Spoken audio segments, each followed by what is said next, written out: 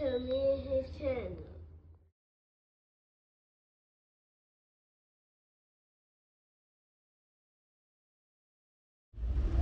What's up, it's your boy LOE Visuals. I'm back with another video. How they going? It's raining, but let's talk about it. Before I start, I'm trying to smash the like button, smash the like button, smash the like button. On the road to 10K subscribers, hit that subscribe button, turn the post notifications on. Find me on any other platform. My link tree is in my bio. Follow my X at Visuals LOE. Follow my TikTok at LOE.Visuals. And follow my Facebook at LOE Visuals. So let's talk about it. So, Shedeur Sanders is not one step closer to playing, and this not, no knock to him, but he's not one step closer to playing. Kevin Stefanski, made it clear, in his press conference, and he might not have said anything about Shedeur, but he's making it clear that Shedeur's not going to be playing. Gave Dylan Gabriel the star, he's now the starter, QB1, and the big situation is Shedeur Sanders didn't move up on the depth chart. Shedeur Sanders still remained QB2, which I find crazy. I don't know why. We still keeping Shedeur Sanders QB2 when the situation is, what it is in Cleveland. And that's why people kill the Cleveland Browns about them being a terrible franchise. It's because some of the stupid stuff they do, You got Kevin Stefanski talking about they worry about winning this game, winning the next game. And, Sunday, I'm going to talk about Dylan Gabriel's play, but, you saying you worry about winning games when they're telling you, the formula to winning games might be playing this kid. So, that's where, it gets kind of ruffled by fans. Like, bro, we telling you what could possibly win you games, but those NFL coaches, GMs, presidents, they hate being wrong. You guys know that GMs and coaches, they hate being wrong. It's a pride thing to them. They don't want to be wrong about the guy. They feel like Dylan Gabriel was their guy. That's the guy that they picked. They feel like he's gonna be serviceable for them. But,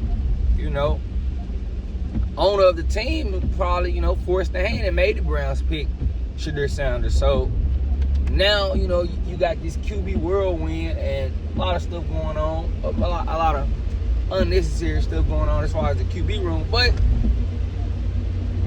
if you guys weren't on the same page with the owner, that's kind of on you. I mean, we feel like Dylan Gabriel is, of course, he's going to look better than Shedeur Sanders, early. He's been in college 6 years. Let's not forget that, guys like to say, oh, yeah, Dylan Gabriel looks, he gets the ball out quick, and he's been in college 6 years. So you saying in 5 other years, you guys weren't excited to see Dylan Gabriel on the draft boards. You guys weren't. It wasn't no noise. And the only reason Dylan Gabriel got picked up is because he shined on a very dominant, top-heavy Oregon team.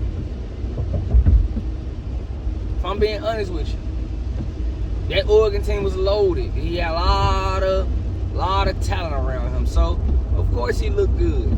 But if we're being honest, about his play Sunday, he didn't want to throw the ball down the field. Most of his passes were under 10 yards, check downs, and, him, Stefanski basically trying to hide him from the defense. It was a lot of run-heavy stuff, run the ball, get the ball out quick. It wasn't anything we didn't know Dylan Gabriel could do.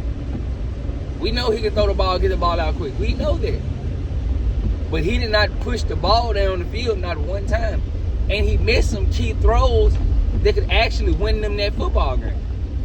And I know he's a rookie, we want to give him passes, but, y'all took him 3rd round, so, it's no excuse. You need to make those plays. But I'm still good. As far as his overall performance, I don't think his overall performance was bad. But did he win? No, he did not win. And I felt like it was a very winnable game for them. A couple throws go his way. I think the Browns get that win.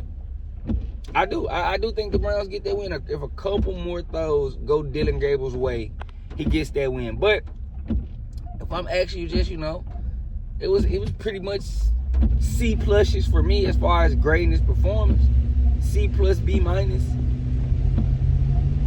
There was a lot of checking the ball down and protecting your rookie. That's what I seen. But right now, how it looks, it looks like it's going to be hard for Shedeur to get that job, especially without him moving up the depth chart and him moving, still staying 3. I mean, because we're knowing Shedeur's going to get the start. But I think that's a play mentally to keep Dylan Gabriel not worried. You don't want to be worried about Shedeur moving up to QB2 and you're getting a job. So now it's pressure on Dylan Gabriel. I think we know who's QB2, and it's Shedeur. It's Shedeur for sure. But you trying to keep the rookie.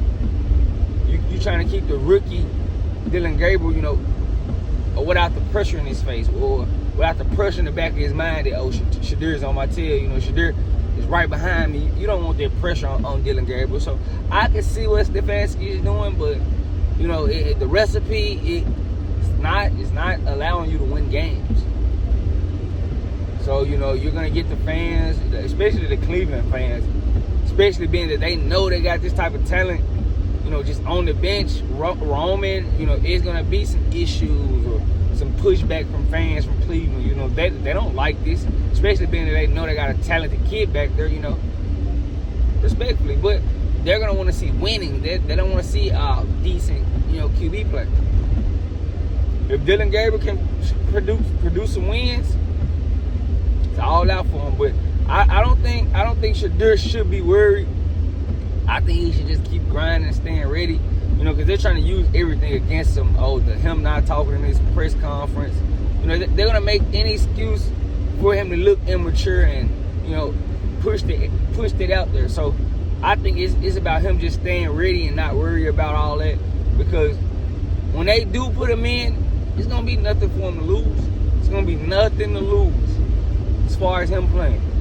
It's gonna be nothing for him to lose. It's gonna be just go out there and play, because Dylan Gabriel's gonna be already filled. Joe Flacco showed us where he got little. You still got Deshaun Watson rehabbing from Achilles. So when Shedeur does get his first start, it's gonna be nothing but freedom, because it should be no pressure, and that's what you getting blessed with. No pressure to have to deal with anything as far as the game. It's not gonna be Dylan Gabriel still working around, because he got his shot. He's gonna be to have his shot, and it's gonna be on you to make your shot count. And that's all I have to say. But let me know what you guys think in the comment section. Make sure y'all smash the like button. Smash the like button on the road to 10K subscribers. Hit that sub button. I love you guys so much, so much, so much, so much, so much. I'm out.